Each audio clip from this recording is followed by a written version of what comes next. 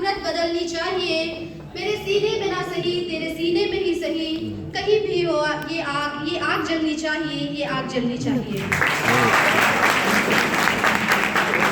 सम्मानित अतिथिगण, माननीय प्राचार्य महोदय, समस्त शिक्षकगण एवं मेरे देश के सभी ऊर्जावान युवाओं, आज मैं आप सभी के समक्ष एक ऐसे शक्ति की बात करने के लिए उपस्थित हुई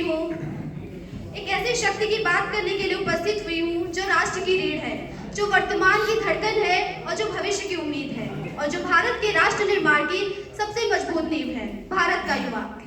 कहा गया है कि युवा वह नहीं जो विचारों से, युवा वह नहीं जो उम्र से जवान हो, युवा वह है जो विचारों से क्रांतिकारी हो।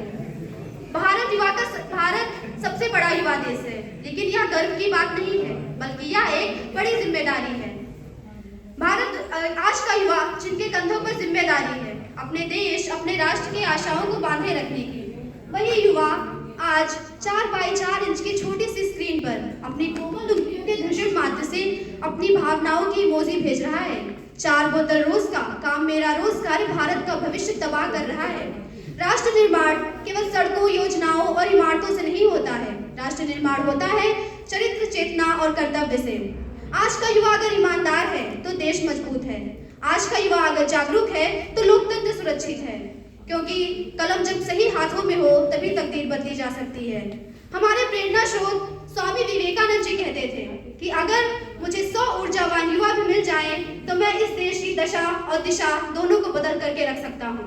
ऐसे में हम तो 60 करोड़ हैं, हमारे लिए क्या मुश्किल है, बस आवश्यकता है तो जामवंत की भूमिका निभाने वाले ऐसे मंचों की, जो हमें यह बता सके कि कौन सुकाज कठिन जग माही, जो नहीं हो तुम पाही। बस आवश्यकता है तो प्रत्येक युवा को यह जानने की कि वह क्या कर सकता है। जिस भी युवा को अध्यात्म में रुचि है वो धर्म का प्रचार करे। शास्त्रों से परिपक्व युवा सरोजनी नायडू की तरह भारतीय संस्कृति को विदेशों में परिचित करे। तकनीक जानने वाला युवा अब्दुल कलाम बने।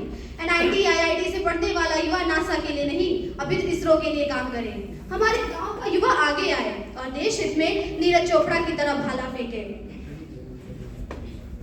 इतिहास गवाह है कि जब जब युवाओं ने कलम उठाई है तब तब देश ने नई दिशा पाई है।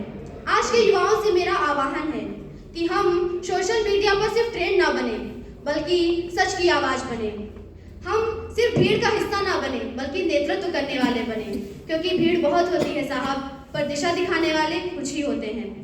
और इसके साथ साथ आज मैं 26 दिसंबर के उस दिन की बात कर रही हूँ जो हम वीर बाल दिवस के रूप में उन अमर बलिदानों को याद करते हुए मनाते हैं, जिन्होंने बहुत ही कम उम्र में साहस, धर्म और सत्य की ऐसी मिसाल कायम की जो सदियों को प्रेरणा देती रहेगी। यह दिन समर्पित है गुरु गोविंद सिंह जी के उन 4 साहिबजादों को, जिन्होंने हमें यह सिखाया कि वीरता उम्र की मोहताज नहीं होती है। साहिबजादा अजीत सिंह और साहिबजादा जुझार सिंह ये युद्ध भूमि में धर्म और मातृभूमि की रक्षा करते हुए वीरगति को प्राप्त हो गए थे। वहीं दूसरी ओर छोटे साहिबजादा जोरावर सिंह और साहिबजादा फतेह सिंह ने नन्ही उम्र में भी अन्याय और अत्याचार के आगे नहीं झुके और सरहिंद की दीवार में जिंदा चुनवा दिए गए। इतिहास गवाह है कि उम्र छोटी थी मगर हौसले आसमान से भी ऊंचे थे। जो दीवारों में चुन गए वही भारत के सच्चे रक्षक थे। हम युवाओं को चाहिए कि सत्य और न्याय का साथ दें, अन्याय के विरुद्ध आवाज उठाएं और अपने कर्तव्यों को समझें और उनको निभाएं। अंत में मैं युवाओं का आह्वान करते हुए कहना चाहूंगी, उठो जवानों हम भारत के स्वाभिमान सरताज है, अभिमन्यु के रथ का पहिया चक्रव्यूह की मार है, अभिमन्यु के रथ का पहिया चक्रव्यूह की मार है। उठो जवानों देश की वसुंधरा पुकारती, ये देश है पुकारता पुकारती माँ भारती। जय हिंद, जय युवा शक्ति।